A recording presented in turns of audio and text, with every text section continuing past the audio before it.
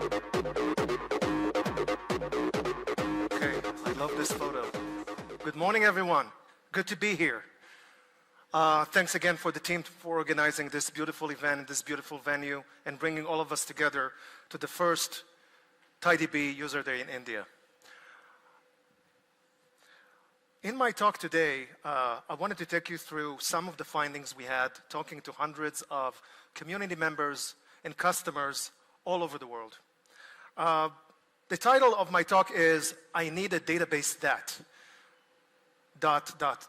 And we will try to figure out through the talk today, what are the requirements and what is the framework that I would like to offer to you to use in order to evaluate what database is the right one for you to use for your business needs. One of the key questions that we always get as customers approach us at the first time usually are related to scalability. Customers come to us because in many cases, and Banu addressed that in his opening, they're hitting the wall with traditional monolithic SQL databases. So one of the questions, we started to ask ourselves is, what is actually database scalability? We all have some sort of a intuitive definition of what it is, right? When we think about scalability, what do we mean? And here are some of the findings we were able to sum up for you after those hundreds of conversations. The very first thing that all of us think about is data volume. We need to find a data store that could cater to the growth, but we also need to start thinking about the traffic that leads into the database. The queries per second, the transactions per second, if we're talking about an OLTP database, that's another factor that the database solution needs to be solving for. The next one was something that came up in later conversations with customers that had to do with the number of objects we actually manage within the database. You think about making a change in your schema or deploying a universal change in all your tables. That sounds pretty obvious, right? You just run a SQL command to do that. But what happens if your database needs to store 1 million objects? What happens then? How long do those updates start to take you when you need to go through that many objects? And that 1 million table requirement was not theoretical. One of our customers that is running, a SaaS business actually took us through the math. I have tens of thousands of tenants that I'm running on top of my database fleet. Each and every one of them has hundreds of tables. Do the multiplication and you get to 1 million plus objects. You need to start solving for those problems too. And what about concurrent DDL changes? Why is that important and why is that a factor in thinking about scale? Think about the connection between a change you want to make in your application. You want to introduce a new functionality, but this functionality is also dependent on a change in few fields in the database. You want to change those fields immediately in order for you to be able to push that innovation out and start benefiting from it. But what if those changes actually require you to take the database down? That changes the whole innovation scheme that you want to be able to run. So being able to make those changes on the fly and in mass makes a lot of difference on what your database needs to support from a scale perspective. So those are just few examples to show that scale is not a one-dimensional thing. Scale is a multi-dimensional thing that you need to consider and review when you think about what database is the right one for you to use to solve all of these problems. So let's take a step back and take a look at this mapping between what we want to be able to drive for a business to what technical requirements we need to think about when we bring them into the data infrastructure that need to support this. So first thing any business wants to have is to expand the customer base, to have more users, ideally more paying users. Now, I assume that most of you in the room are involved in what we call digital native businesses, businesses that are all based on their ability to drive digital products and revenue out of those digital products. So SaaS company, e-commerce companies, fintech companies, social media related companies, and so on and so forth. How many of you find yourself as part of that population? Please raise your hand. Okay, far less than I expected. So what does everyone else do? Like traditional brick and mortar type of business? I suppose. But if you're a digital native business, all of those things matter to you a lot. So you need to have an architecture that could rapidly grow to support the growth in the users. And if you're actually in the SaaS business, you want to have the ability to run multiple tenants on that same data framework. The second consideration is increase the customer usage. So once you got those customers through the door and they started to use your solution, and usually come for a specific product or a specific part of your offering, you want them to consume more. You want them to do more with what you can offer them, and then they usually will extend the usage with you, they will stay longer, they will spend more money with you. For that, you need to start thinking about how can you take that scale that you want to drive and do it horizontally in a way that doesn't impact the application, the service, doesn't require downtime, doesn't require architectural refactoring. You also need to think about spikes in the usage pattern. In many cases, as we know, there are special promotions or there are special behaviors that happen around the holidays, and you want to make sure your infrastructure is flexible enough to scale up or down based on those fluctuations in the consumption. Innovation is the lifeblood of any digital business. You want to be able to out-innovate your competitors. How do you do that? First of all, you need to make sure that your developer driving force could really focus on innovation rather than spending much of their time on taking care of infrastructure and bringing infrastructure considerations into the way they build their applications. Now, when you have the customers, you want to make sure that you are providing them very reliable service so they will not go away. Once you have the customer in, reliability becomes a leading factor in what the data platform needs to be able to drive for you. So considerations like high availability, the ability to ensure data privacy and compliance are leading factors when you think about how you make sure your customers are going to stay with you on the long run. But in the end of the day, you're running a business. So all those things are investments that need to be cost effective. In the end of the day, the balance needs to be that your expenses are lower than your profits. You need to start thinking about how you build a cost efficient data infrastructure to support the needs of the business. So how do you reduce the operational cost? How do you actually drive more elasticity to the way the resources are being allocated so you won't waste resources that are not consumed? That's another leading factor. So with all of those in mind, let me break it down for you, each dimension at a time, and see, what is the set of challenges that we need to deal with when we're trying to make those principles work in a traditional monolithic database. So scalability, high availability, multi-tenancy, and architectural complexity. Let's start with the first, with scalability. You usually get started with, as a small company, you start with one service, and you pick up a database from the shelf, let's say the common SQL databases out there today, MySQL or Postgres, and you start putting your data on that database. And if everything goes in the right direction, everything starts to grow. You want to start putting more data into the database, and therefore, the database needs to be scaled up in order to support that amount of data that goes in. But you also want to start thinking about how to make sure that this data is safe, so you need to start backing it up.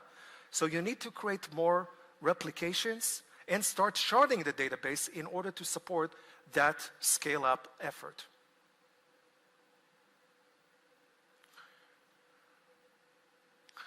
Now, when you start to reshard the database and you need to start taking care of the data structure and distribution amongst the different nodes, then you start, I would say, contaminating the applications with considerations that really don't belong into business logic or innovation. And that's a cost your developer and developer teams needs to carry the more your data footprint continues to grow. But that's not all, of course. Things continue and become more complicated, because once you have that data, that OLTP data in your SQL databases, you want to start offering more services against that data. So you start bringing in things like a search engine, so people could start, doing easy searches against the data and find, the products, the offerings, the services that you're offering them. And in order to do that, you need to start doing ETL moves, extract, transform, and load the data from those systems of records and from events into that search engine. If you really want to scale up, you might also bring a key value NoSQL data store in order to support really sensitive low latency use cases. So that's another form factor that you bring into your overall data layout. And last but not least, you want to start thinking about real-time analytics. You want to do some simple analytical queries in real time, not something that runs, overnight against the data lake, but something that parts of the business want to offer either internal or external customers to be able to see how is my marketing campaign performing right now, or how many units of this or that product are available right now in my warehouses.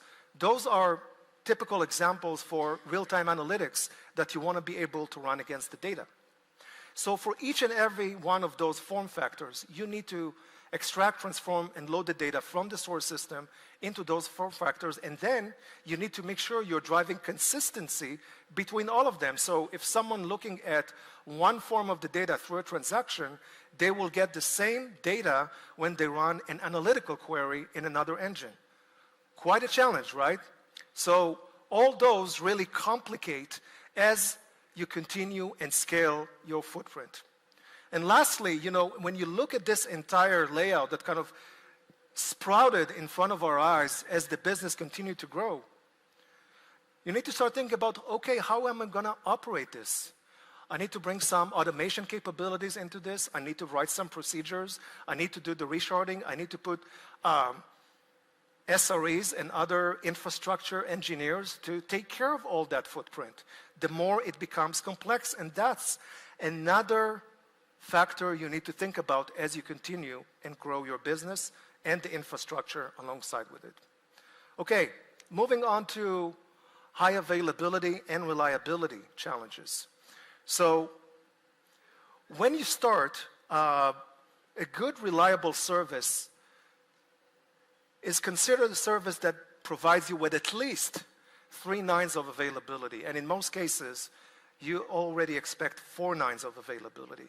So how do you make it happen? You need to start replicating the data. In some cases, you might use the CDC in order to make sure that all updates that go into one database replica will go into the other.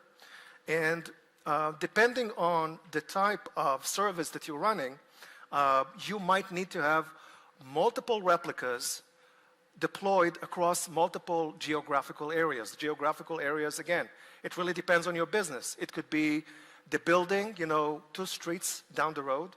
It could be in another city, or it could be in another country or geo. Again, all depends on what kind of business you want to be able to run. Now, the further away those replicas are, you start to run into that conflict between consistency and performance, right?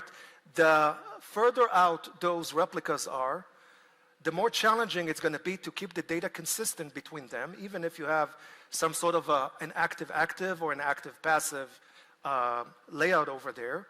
The further they're out, getting the consistency there requires either, a payback in terms of higher latency or vice versa, but that trade-off is something that you need to think about and manage. The other thing is the unpleasant reality that databases go down, nodes fail, especially when you are deploying them on cloud, but not only on cloud. Any deployment fails at a certain point in time. So you need to start building failover, and in some other cases, again, depends on the criticality of the business, on whether you are in a regulated or unregulated industry, you need to start thinking about operational procedures to deal with disaster recovery and for planned or unplanned outages. Now, when I say planned outages, I'm talking about events like installing security patches or database upgrades or other types of maintenance. All of those are things that you need to think about because they are part of, the normal course of life of any database. But you still want to make sure that the service is available when those maintenance procedures are taking place. So all that really complexes the amount of effort you need to put into high availability and reliability. Okay, more particularly if you are trying to build multiple tenants into your data scheme, and again, that's more applicable for SaaS businesses, there are multiple approaches on how to do that. So the first one is, let's take, a sample of 3 tenants, which are 3 clients of your business. And in order to simplify and reduce the cost of how much you need to spend on providing the services for each one of them, you actually co-host all of them in one data store. So this is a shared approach where all the data is shared amongst all the tenants. And this thing is really good from, architectural simplicity, right? It keeps everything simple. However, it creates a dependency between your different tenants. So if, for example, that database node goes down, all your tenants are going to be impacted, which is a consideration.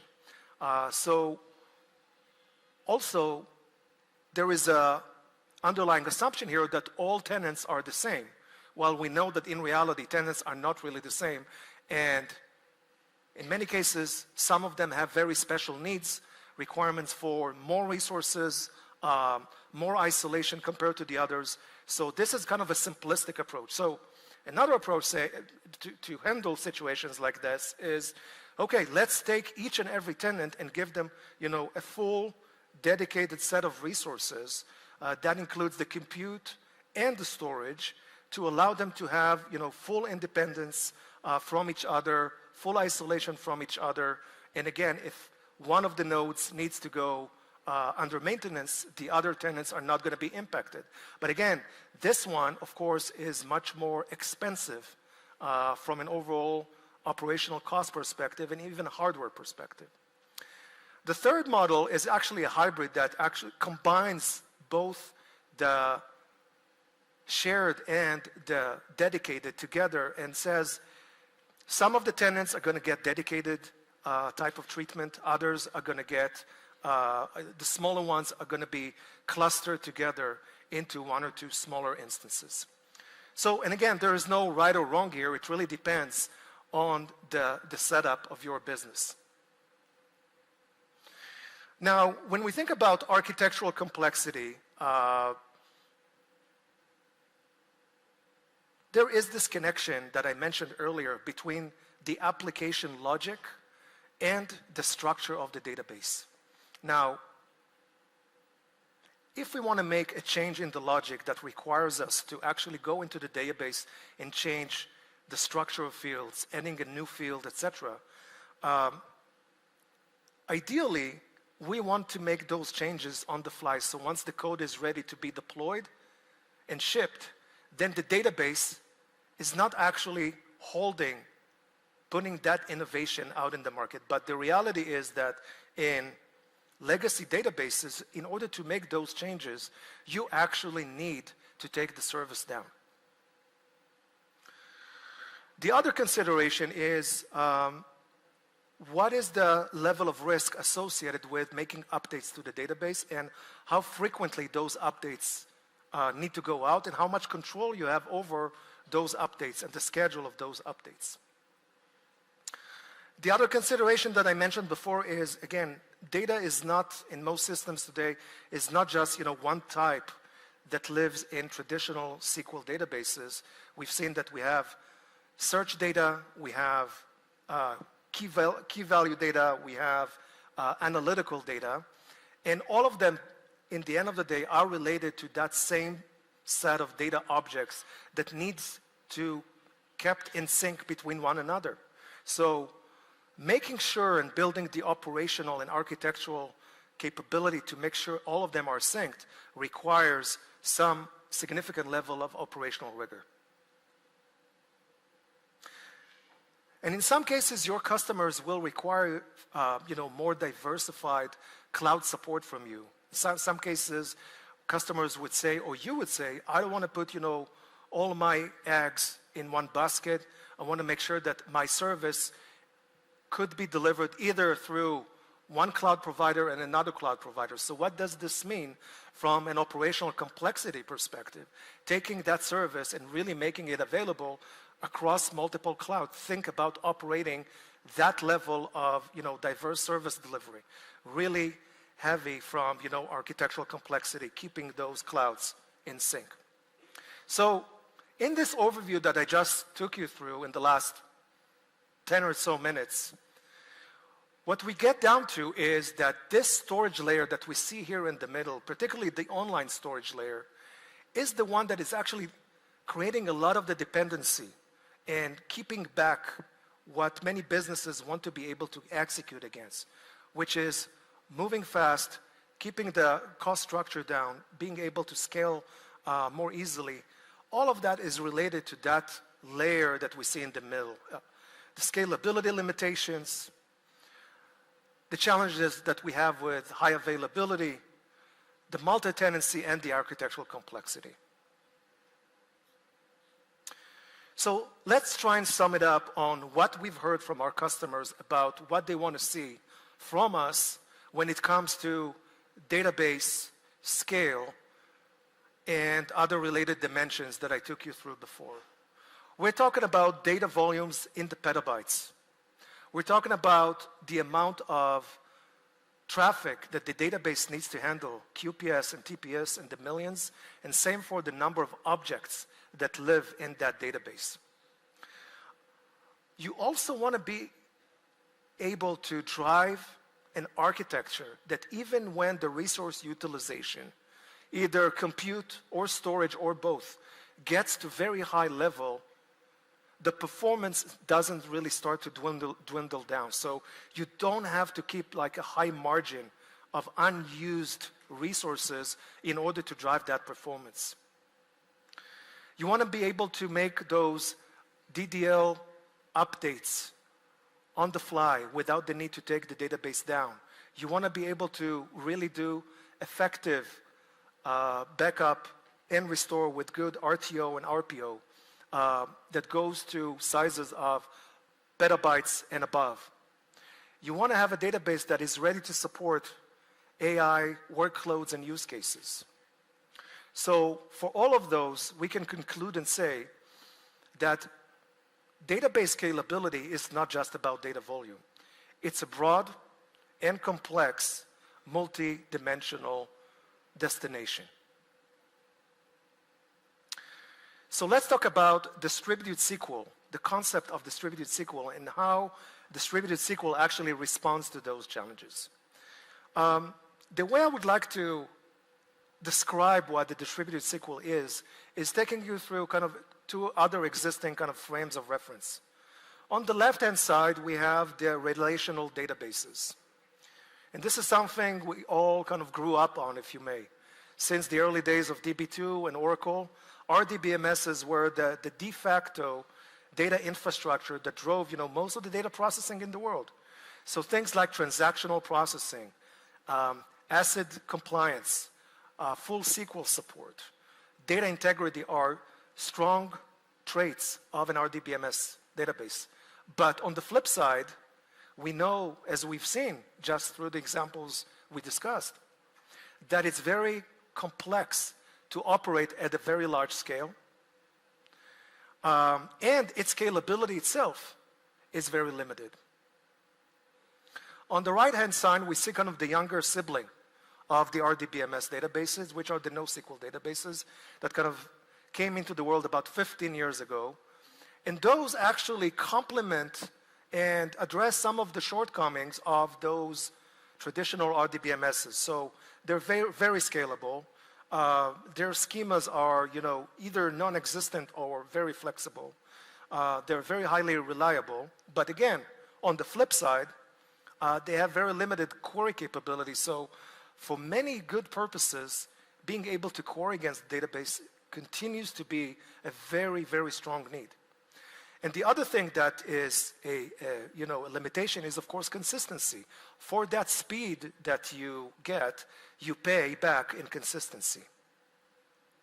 So think about a distributed SQL or a new SQL database as a new, even younger sibling to those two that takes the best of those two reference worlds.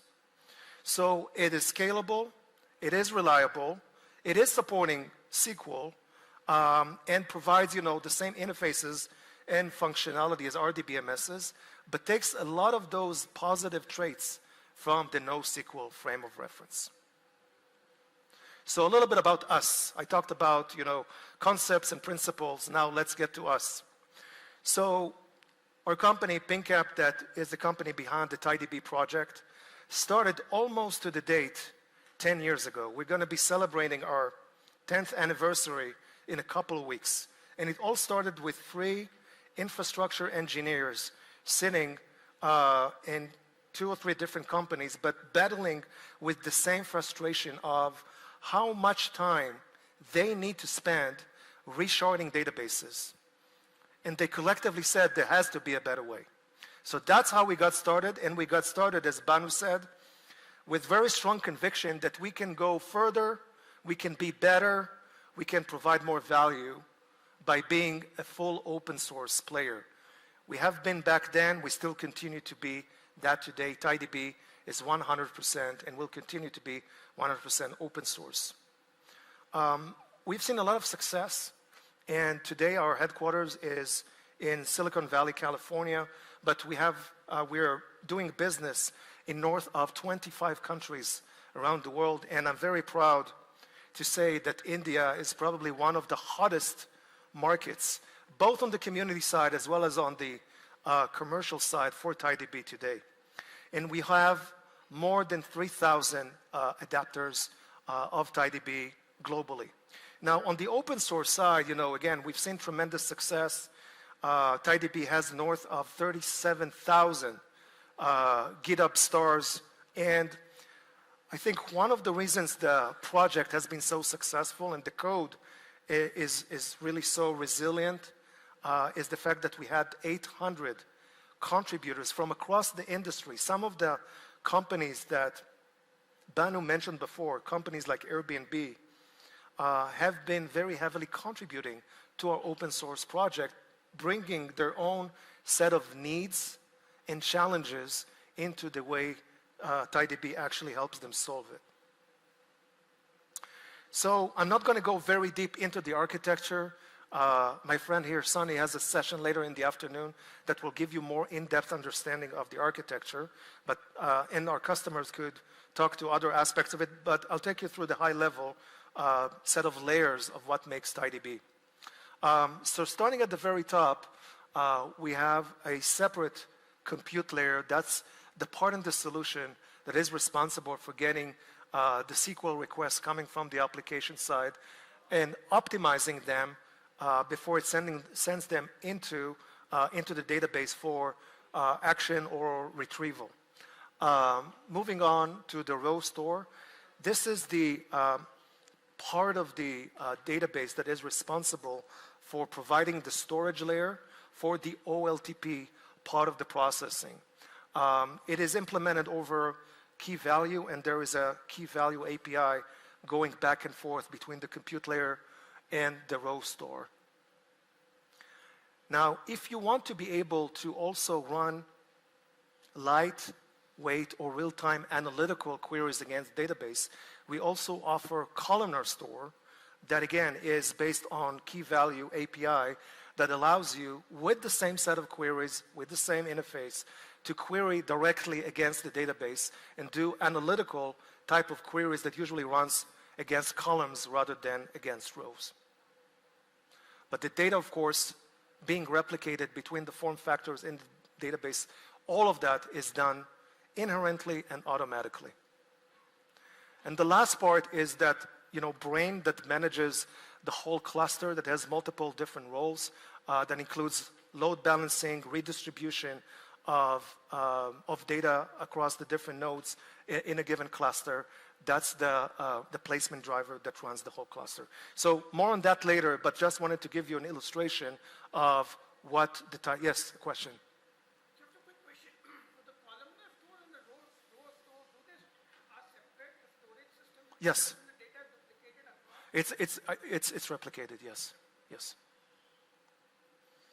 And again, the columnar is more of an optional capability that if you decide to run analytical workload, then this capability is turned on in the database, and that part of the functionality actually starts to take off. So how a solution like TiDB really supports scalability in a very different way compared to what we've seen earlier. So I think first important principle is the ability to decouple storage and compute. And that allows us to scale those two different dimensions that have to do, for example, the amount of traffic that comes in versus the amount of data that lives in the database. Those don't necessarily have to be correlated. So in some cases, you want to have more put on one side because of the demands of your application versus the other side. Those both could be scaled up or down independently from one another. And that on its own drives both a lot of cost efficiency, but also helps us scale in a much more precise way. So let's assume we have, a service, the data comes in, and we start to see that the amount of data that is actually distributed across the nodes starts to fill. TiDB knows how to automatically scale horizontally, add another node, and then scale out the data and redistribute it between the other existing nodes.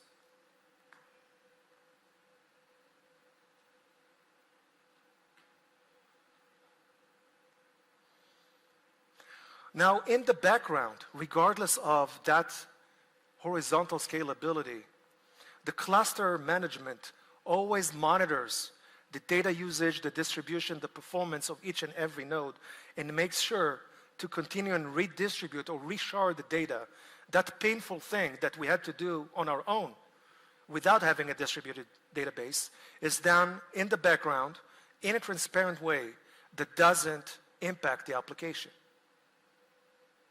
And because this is a distributed SQL database, then when a query comes in, the query is actually parsed into pieces, and each piece is run against the relevant node. So basically, it accelerates the execution of those queries because they can run in parallel, broken down to the different nodes that actually fulfill the transaction's execution. Now let's move on and see how we deal with resiliency and high availability. So let's assume that a query comes in, and we have, in this case, we see 3 replicas, which is actually our best practice for how many replicas we want to have for the data. A query comes in, the data is kind of retrieved from the relevant node or nodes, and that replication is continuously happening in the background. At the very first time, we make sure that when data comes in first, it has to be replicated for the first time across the databases, and from there, it's just keeping, the deltas updated. Now, assuming one node goes down, so when that node goes down, the other nodes that this node actually was connected with are going to be failed over to. They will take over the workload that this node had and will continue to provide service to the application in a way that the application should not be even aware that this thing is happening. So the failover is transparent. Now, where do those replicas live? This is something that, again, you need to determine based on the needs of your business. It could be over, multiple data centers, clouds, or any combination of them, but you have the flexibility to decide how you want to drive the high availability, but the engine actually gives you a lot of options. Let's talk about cost efficiency, and again, that goes to the multi-tenant deployment that I mentioned earlier. So in this case, we have 3 tenants. Tenant 1 is the chunkiest in terms of the amount of both compute and storage that it consumed. Tenant 2 is a little smaller, and tenant 3 is even smaller than that. So in order to manage the different requirements of each tenant, that separation between compute and storage allows us to scale up or scale down the consumption of each tenant based on actual usage in an independent way from one another. So that on its own really reduces the amount of waste of over-provisioning or keeping, resources allocated with very low utilization. Now, of course, that we can continuously measure the consumption through the resource manager and correct the amount of resources that are allocated. And then, of course, if this is truly a multi-tenant SaaS business, then you could take the consumption data per tenant and do, billing and chargeback back to your tenants.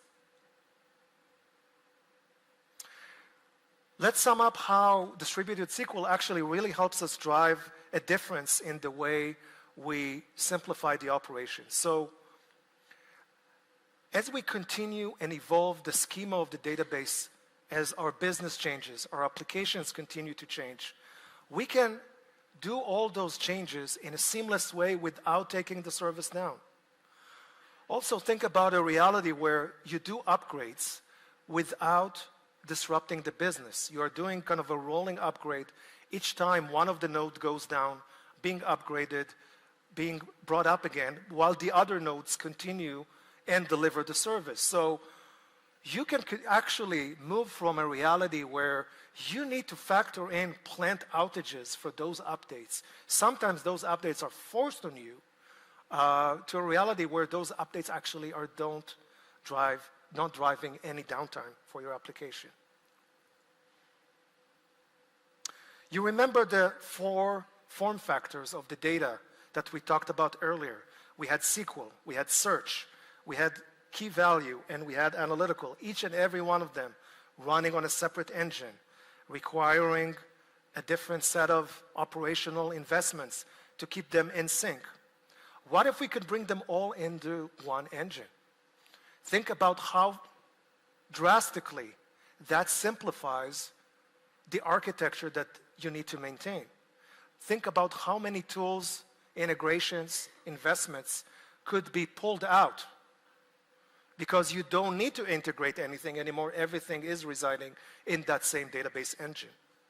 That drives tremendous cost efficiency to the way you manage those different form factors of the data, and it really frees your developer. The others can pick up the slack. Once it recovers, everything is going to be redistributed again across the nodes. The support for mixed workloads, so the fact that you can run traditional OLTP, AI workloads, as well as light OLAP for real-time analytics, all on the same engine. Strong consistency, so TiDB provides full asset compliance and strong data integrity. And from an interface perspective, I can say that TiDB is the most MySQL compatible database offered today on the distributed SQL side of things. So we have almost close to 100% compatibility with MySQL. We can run on multiple clouds, so you're not limited to either AWS or Azure or GCP. We support 2 of them, and next month we're going to be announcing our introductory support for Azure, and later on this year it's going to be GA. As I said, we continue to be 100% open source company. We are really believing in the contribution of the community to the strength of the product. And of course, we provide at rest and in transit encryption, adhere to key compliance standards for the different industries, and deploy all the security measures to make sure that your data is fully secured. So I'm going to double click on the AI area in the offering for a couple of minutes because, if we're not living under a rock, everyone needs to start thinking about how we bring AI to really change the equation on how we do business more cost effectively, how we actually out-innovate, our opponents out there in the market. So when we think about that, each and every AI workload requires to have data infrastructure to support it. And again, I think the main benefit, and I'm going to talk about two dimensions here. One of the main benefits is really the breadth of the data types that TiDB can support. So from AI perspective, we're talking about both vector search, graph traversal, keyword search, alongside with the other workloads that I mentioned earlier, SQL, analytical, and unstructured. And when we think about what we want to be able to drive as a database, when it has to do with building AI capabilities, I can think about two buckets. One is what we talked about so far, meaning that the database engine needs to be designed to support the types of data that AI applications needs to process and store. And that has a lot to do with vector embeddings, RAG type of scenarios, etc. The other thing is how can we help AI application developers with a set of tools to help them build those applications more natively using our database services. So I'll talk about both of them. First one, let's see the difference between running a set of data infrastructures to support a typical RAG scenario without TiDB. Let's look at the illustration on the left. So we see that for vector search, to do embeddings and data source, for full text search, and for knowledge graph, each one of them will usually require a separate data store for each and every one of them. Of course, that drives more complexity, more investments in maintaining that technological footprint. However, if we look at the right, we can actually do all those types of processings on top of TiDB using just one engine. So again, much more simplified architectural approach to solve that problem. When we think about what we want to give our developers in terms of toolkits and means to build better, faster AI applications, we're talking about three different investments that we are making right now in the TiDB team. One is really using an existing open source standard called Autoflow to build out-of-the-box RAG, graph RAG framework and embed that natively into TiDB. Second one is the TiDB AI SDK. That again, it's fully open and it's Python native. And it really helps build database interactions that are very streamlined with the rest of the AI application development efforts. And the last one is, of course, tools that we're providing developers with, like an AI companion through which you can ask questions, query against the database, do transformations of text to SQL query. All those tools are available to developers to basically get answers about the database and develop faster. I want to close with a couple of customer stories. I think Banu mentioned one of them, Pinterest. I don't think Pinterest needs any introduction. A unique social and e-commerce platforms that has millions of users all around the globe. As they were growing, they really started to kind of embody all the problems that we went through in the first part of the presentation. They actually got to a point that they had a fleet of 50 HBase clusters. Just think about managing a fleet of 50 HBase clusters with north of 9,000 EC2s and over 6 petabytes of data. Think about what this nightmare means to the people that had to run it. just to illustrate one example, when they wanted to upgrade the database for a very basic thing, that was a 6-month-long project for them. 6 months long. That required a whole team of infrastructure engineers to be involved. So the TCO was very high, but that was not only a cost problem, it was also a very serious consistency issue, scalability issue. Every time they wanted to scale further, the amount of effort that needed to go into that was just not realistic.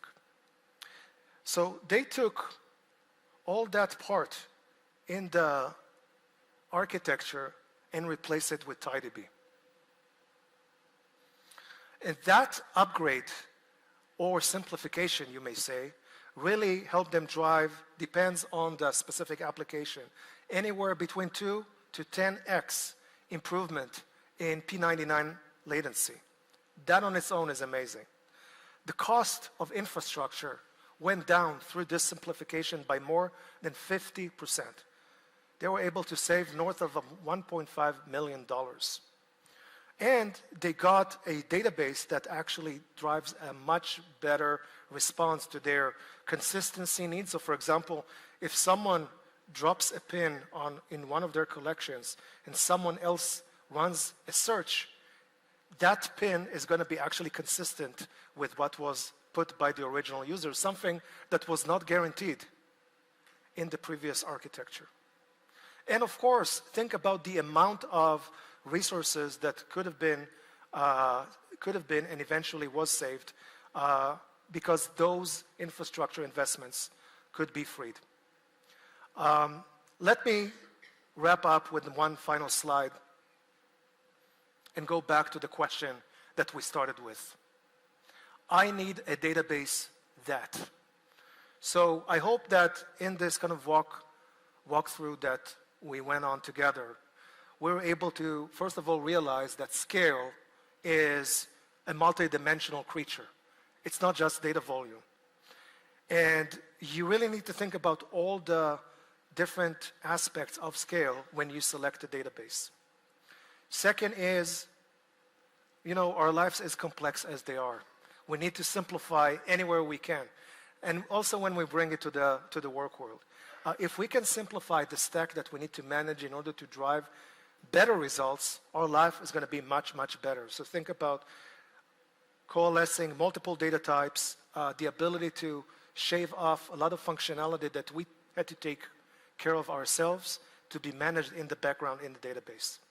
And the last thing, again, with the AI revolution and other types of demands that we all face as professionals, we need to think about building a foundation that will help us solve the problems that we need to deal with today, but also raise our eyes a little bit and think about, is that infrastructure is going to be equipped to help us deal with the challenges that are coming 6 months, a year, or 2 or 3 years down the road. We need to think about the choices that we make today in that framework that will help us make those investments in a smart way that will serve us for years to come. Thank you very much for listening. Thank you.